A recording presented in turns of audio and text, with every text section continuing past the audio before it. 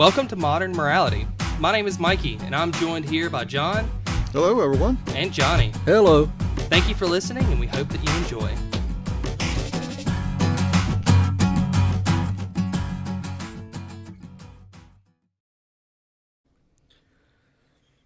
Alrighty, so welcome back to Modern Morality. Johnny, how's it been? Great. How are you? I'm doing well. I can't complain. John, how have you been doing? I've been better, but I'm getting well.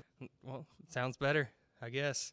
Alrighty, so we've been getting some topic ideas from a lot of our listeners, and one of the ideas that was presented to us is to talk about consequences. So just going to pose the question, what are consequences and how are they related to morality? You want good consequences or bad consequences? Let's talk about both. Let's start with the bad. So I'm a firm believer that bad behavior it should draw bad consequences, and I also believe those things ought to be public. There needs to be some pain involved to learn the lesson. It's just my 2 cents. Well, bad behavior, how do you describe bad behavior? Unacceptable behavior. How about that? By whom? By individuals or by society? Both. Well, you can have one without the other, can't you? Oh, yeah. Oh, yeah. What if the people that know that your morals are, say, subpar to their thinking, if they're in a situation where you're exhibiting what is considered bad morals to society and good morals to all your friends, or the same morals as your friends, then what would be the consequences of that? Going back to what you said, though, if it's not public, then there are no consequences. Right. Well, I think we got 2 points.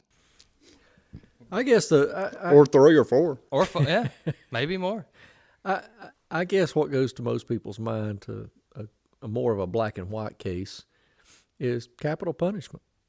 What good is it if it has no impact on deterring other people from realizing what is defined as bad behavior and what the consequence is going to be? I fully agree with that.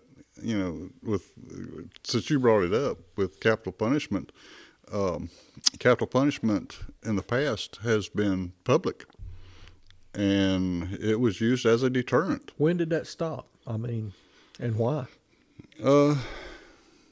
I one think person's morals, or more than one person's morals, said that it wasn't humane, morally right to do it. It became the idea that we have to be humane to one another, and it's bad for us to shame someone publicly because that hurts that individual, their character or their image or whatever it may be.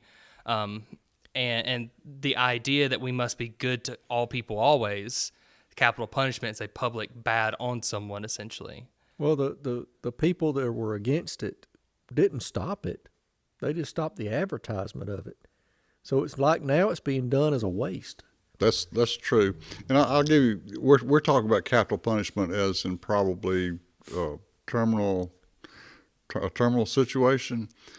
Capital punishment is also used in schools, or it used to be used in schools. True. And back when I was in grammar school, it was the people who were treated to corporal punishment, they were publicly ridiculed. In other words, they weren't paddled in front of the class, but they were taken from the class outside with the paddle in the hall, and everybody knew what was going on. Yeah, and they came back in tears. And it was a deterrent. Oh yeah. Yeah, exactly. Yeah. Matter of fact, I had a teacher in middle school that wanted the class to get the deterrent part of it, but didn't really want to paddle the individual. Would go out in the hallway and use the paddle against his own shoe and tell the student to keep his mouth shut. So he got the effect of the deterrent without actually punishing the kid. Those had to be very... Just don't ask who the kid was. Yeah. So that has to be a very disciplined kid, because over time, people are going to be like, "Oh, I can take that beating," and it becomes more of an image thing. It just took So- 45 years. Just- I said, don't ask about the kid. Johnny, the truth will set you free. But yeah, no. Back to that. As far as so, in my time in education, there's almost a lot of anonymity, and I hate that word. You pretty much have to be anonymous. I do. You pretty much have to be anonymous with punishments with children because the fear of repercussions from the parents. So yeah, but back in as far as the teaching side of it goes, it's almost like the teachers fear the repercussion or the consequences that they receive for disciplining a child. And how can we as educators shape the future, make them disciplined, make them successful, if we are or the consequences are two-sided? Well, I'm just gonna name the elephant in the room because I'm kind of in that mood tonight. It comes down to political correctness. The problem is they don't want the teacher shaming them. They're missing the point that the child itself's behavior is what's shaming them. Yeah. No, I absolutely, and that's kind of been And once again, you can also say that somebody else's morals is being forced on the teachers, yeah. or their immorality is being forced on the teachers. Now, on the flip side of that, I remember I knew the teachers, families knew the teachers when I was growing up, and you trusted the teachers. And back then, you trusted those teachers to give discipline, to be corporal punishers. But I'm not sure everyone in the school system that I would trust to make that decision for my kid. What I would like is at least a phone call to say, you want to take care of this or should I? Yeah, but what that does is that takes you away from what little time we have as educators to educate, to go through the curriculum. But one of the things that more time than's being taken away from the disruption of the behavior.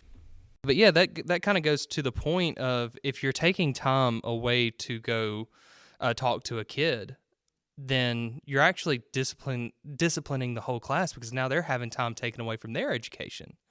So which do you put more weight on, the 22 kids who are waiting for instruction or the one who's showing out? Well, sometimes when you're chopping wood, you got to stop and sharpen the axe so you can cut more efficiently. If you don't take care of the issue, you're going to keep doing it time and time and time again. Right. That's true, but I know how smart some of these kids are. What grade is it you're teaching now? I teach fourth grade. Fourth grade. Fourth graders are what? They're 11, 10? 9, 10, some 9, of them are 10. 11, yeah. I know how smart these kids are. If one finds out that if he disrupts the class and he is separated and taken outside, the rest of the class gets to do what they want to until the teacher comes back in. And they'll wind up Being a martyr almost. they'll wind up playing the teacher. Yeah. It's goes back to morality. You know, they're not taught the way they should act at home, and they find a situation where they can exploit it. They're going to jump on it. Yeah, and honestly, and that's going to hit another another kind of fork in the road here is one of the most difficult parts about being a teacher is when you discipline a kid and it's not reinforced at home. When children are able to get away with certain things at home, they're liable to do it anywhere else.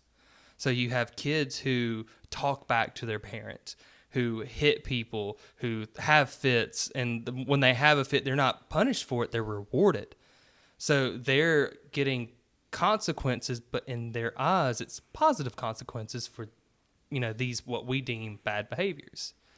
Let's talk about positive. Let's switch gears here a little bit. Let's talk about the positive. I think part of the problem there is you've also, just like John was asking me to define the negative behavior earlier, what's the positive behavior?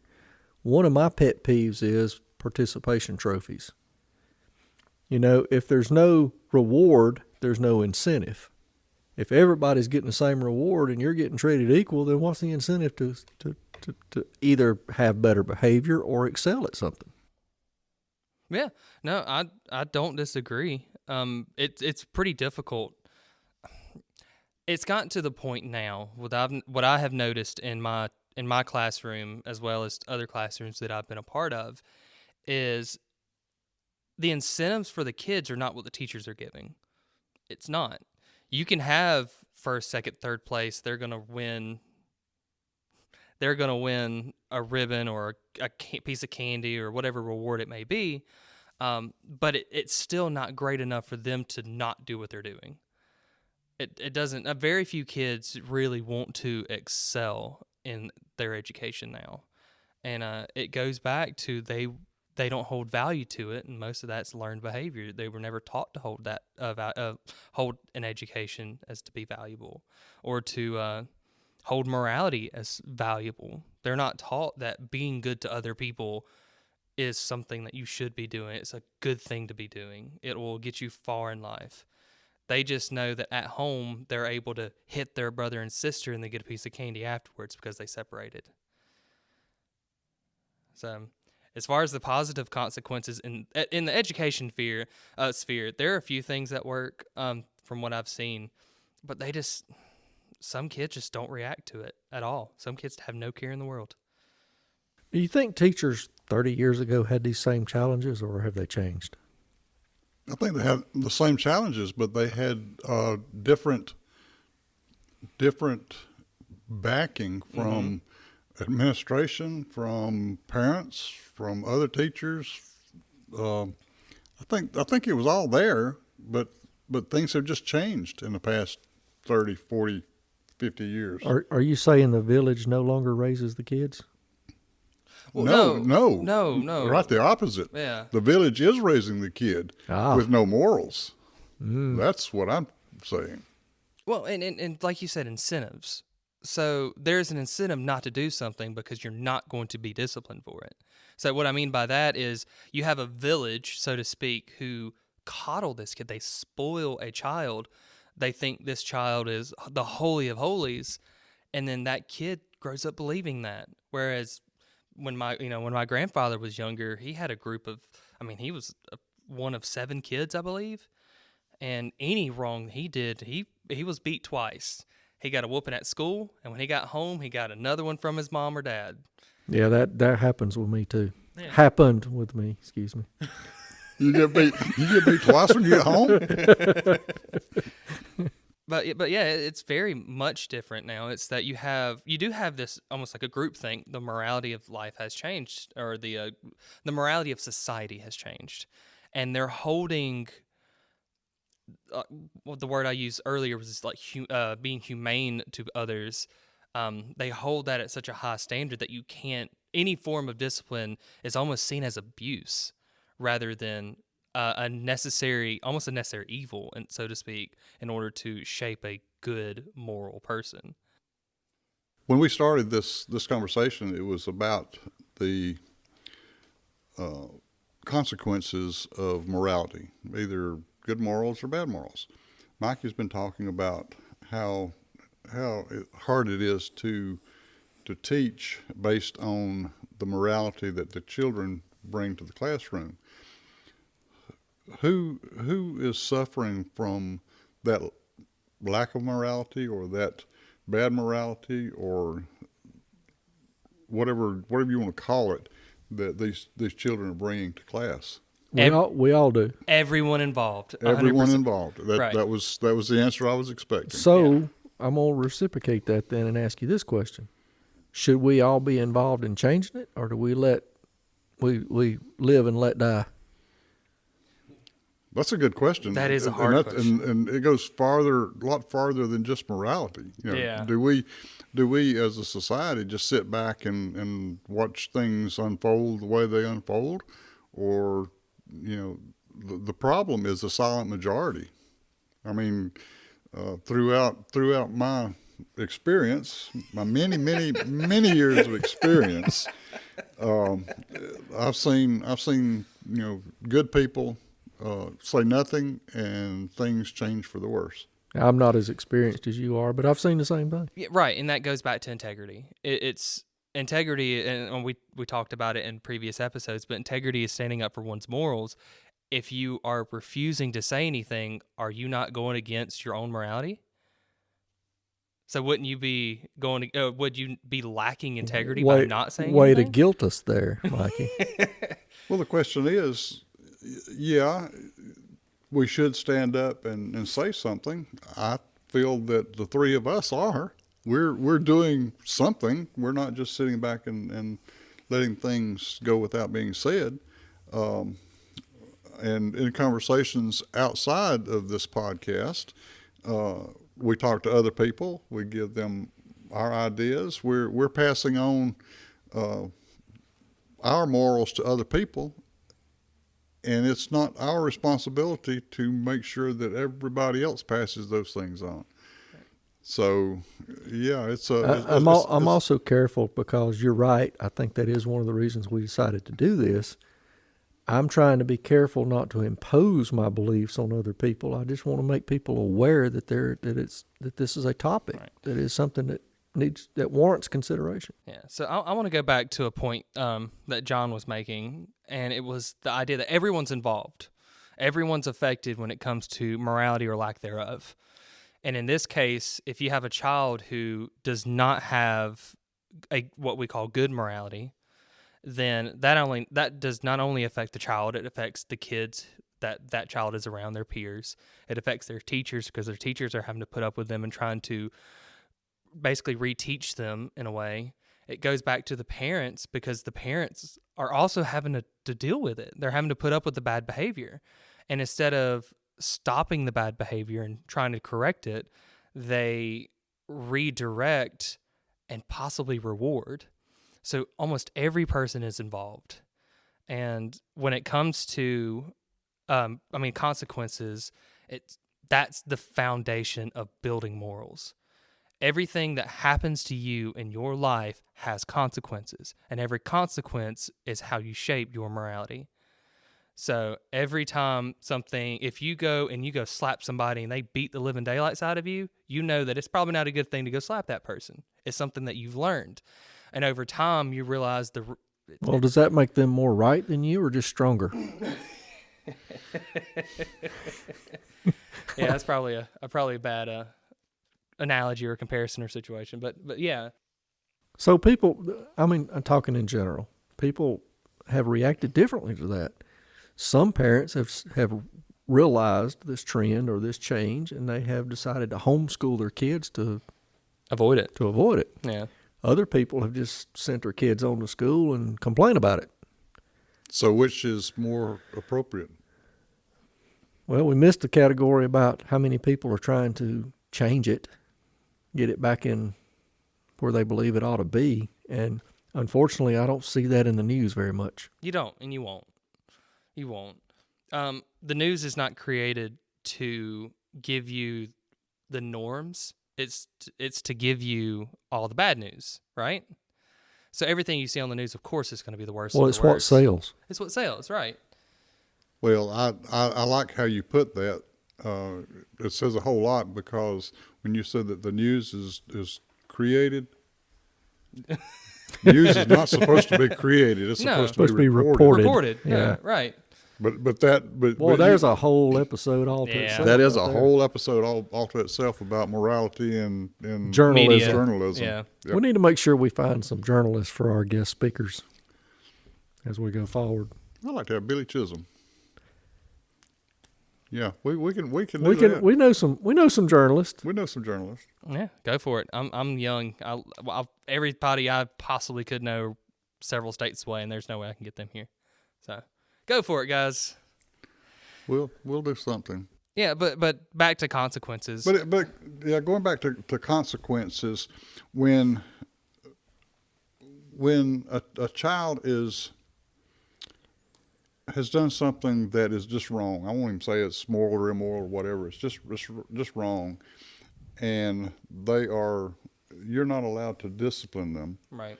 Or the discipline that you give is not effective. We discussed that, who is damaged, who is hurt the most from that action. And to me, it's the child. Oh, 100%. I mean, we have so many children that are growing up thinking, once again, that they're the best they could possibly be because they've always been told that. Well, one thing you said I find interesting is the whole I don't remember any discipline that I ever got that wasn't effective. What kind of discipline is not effective? I mean, I don't. How does that happen? It goes back to what Mikey had said previously. Some children just don't react to discipline. You can take everything they have away from them, and they can't relate action versus discipline. Right. They can't match the two up for some reason. Interesting. And I have first person knowledge of that. Well, and what adds to that is the introduction of time. If the teacher can't discipline a child, and that child then has to wait several hours to be disciplined by their parents or guardians, whoever they may be, then that child has had hours. They forget about it. They do. They really forget about it, and a lot of them will make something up, saying, "Hey, oh, yeah, I didn't do that." The teacher's lying, and sometimes the parents go for it. That comes back to what we talked about earlier, though, is having trust and collaboration with the home, to school, to the village. The village, right? What's that we used to use in the industrial environment, commercial environment, something and often? Early and often. Early and often. Yeah. Early and often. Yep, that's the way to change behaviors, early and often. Yeah. So I have two kids in particular who so one of the things that I don't want to say makes me unique in education, it's more of something that I'm having to adapt with, something I'm having to learn from, is that I'm one of few male teachers in an elementary school setting. And kids, especially young boys, I have some who look up to me. They need that male figure in their life. And then I have some who challenge me. They see me as maybe, I don't know if it's see me as a threat or if they see me as someone who they can exert their dominance to the class with, or whatever it may be. They're looking for street creds. Right. That's exactly what it feels like. And so yeah, there's these two that I'm really having trouble with that I went and I talked to he was my teacher when I was in elementary school. He happens to be a coworker now. That's been a really interesting experience. But I was just asking him advice one day. I was like, I have this situation. I have these two kids, and I feel like they only do it to me because I'm a guy. I'm a male teacher. And he the main advice that he had was not early and often. It was stand firm to your word. If you say that you're going to do something, you have to do it, no matter if it's way out of line or if it's not good enough. You have to do it, because the moment they sense any weakness or they realize that they can get away with anything, then it's only going to escalate the problem rather than solve it. So I can tell you that elementary school teachers, when I was growing up, they did just that. You knew where each one of them stood, and they stood to their word. I will just say they wore out some paddles first grade, but by second grade, I got the point. Well, and this goes to... Really? Yeah. Really? Well, I quit getting as many paddlings. Okay. You just figured out how to get around them. Yeah, that's exactly what it is. Easy now. This is a morality show. Y'all are questioning mine. Yeah. Well, that kind of goes into positive and negative reinforcement. Isn't that what we just discussed a few minutes ago, was how can we make a difference? Yeah. But that goes into like positive and negative reinforcement. And this I'm not comparing kids to dogs, but if you're looking at dog training, negative or positive reinforcement tends to be more effective. Well, it's almost like the opposite when it comes to kids. And I know when I was growing up, anytime I did something wrong, I was disciplined with a belt or a paddle, or I was, timeout or whatever it may be. But my grandparents tried something with my older brother, and he was a C student, D student, always got in trouble. And they started like, yeah, we're going to up your allowance if you behave. Didn't change his behavior at all. But if he had one really bad whooping, then he would stay in the straight and narrow for a little while, and eventually fall into the wrong crowd and do it all over again. But that little bit of discipline, that negative reinforcement, helped him more than anything else. I think John hit on what really shoots a hole in your analogy with dog training, though, and that's that with people, it's intelligence and manipulation, and you've got to outsmart. Well, I think I think kids, especially boys in that age grade range that we were talking about, they look for somebody to respect. And and they're testing you. Yeah. And if you can, like you say, stand your ground and gain their respect them, and eventually they'll probably come around. Well, It and, may, and it may not I'm even be glad with you added that part about respecting them. It's a two-way street. Yeah, right. it's a two-way street, and they may not ever respect you, but it plants that seed for maybe somebody in the future. Well, and one of the things that I would go on to is that as a teacher, you're supposed to create a safe space for these kids. If they have whatever happens at home, they can come to school and know that they're protected. Well, what y'all are dancing around a little bit, and let's just call it out, is the difference in leading by fear and leading by respect. Right. And what I was going to go to You don't want is, the kids to fear their teacher, but you definitely want them to understand the repercussions. well, and right, and that's where I was going is a lot of people feel that this negative reinforcement, this discipline is a lack of respect. In reality, it's the exact opposite. It is the exact opposite. I know I want my kids to grow up to be successful. I want them to contribute. I want them to be fulfilled in their life, know that they're doing good things or they're doing the right things for them.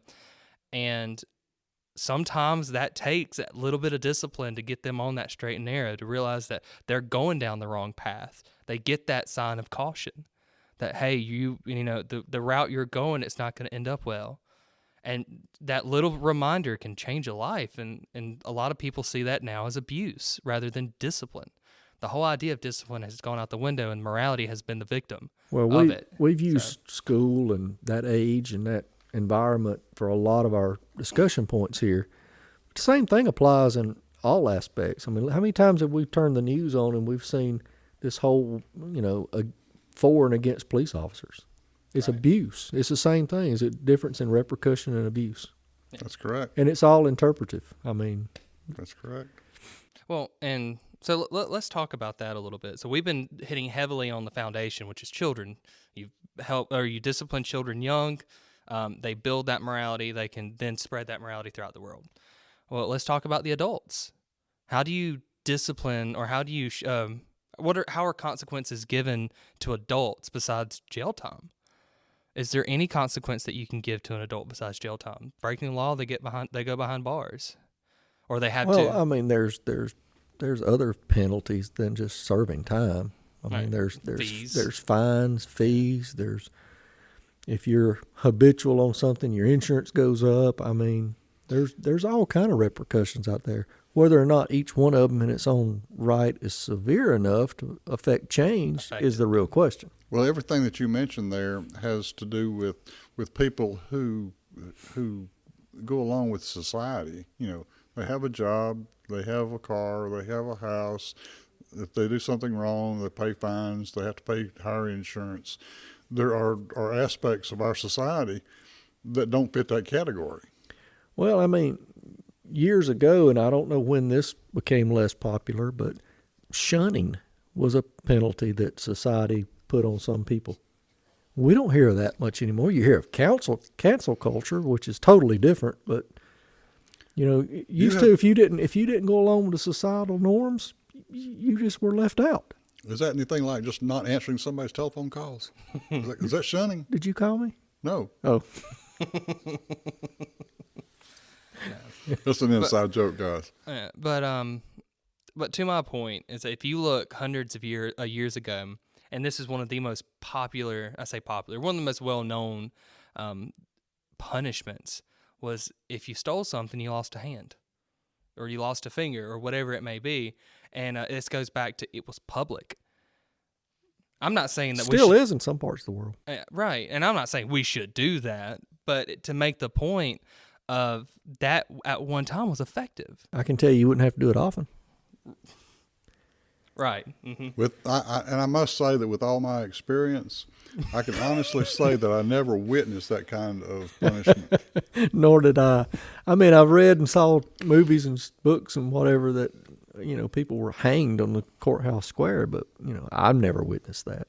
Well, when it comes to severe crimes, if you're talking about murder, rape, like the serious crimes against humanity. Horse theft. That's what they used to do.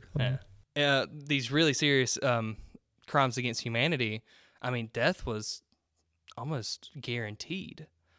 Mainly because if you are to the point where you can kill somebody, not in self-defense, out of malice, then is there any chance of you getting that morality back?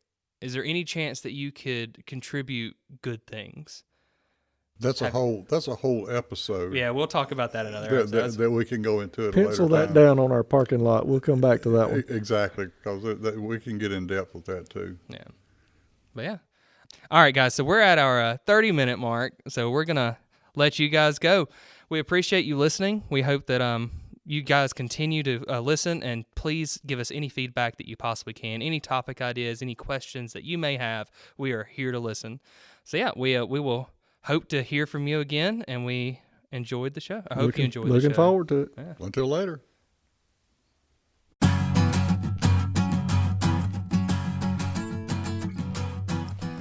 Thank you for listening to Modern Morality. Please visit our website at modernmoralitymedia.com and leave us some feedback about the show. We look forward to exploring more with you. Until next time.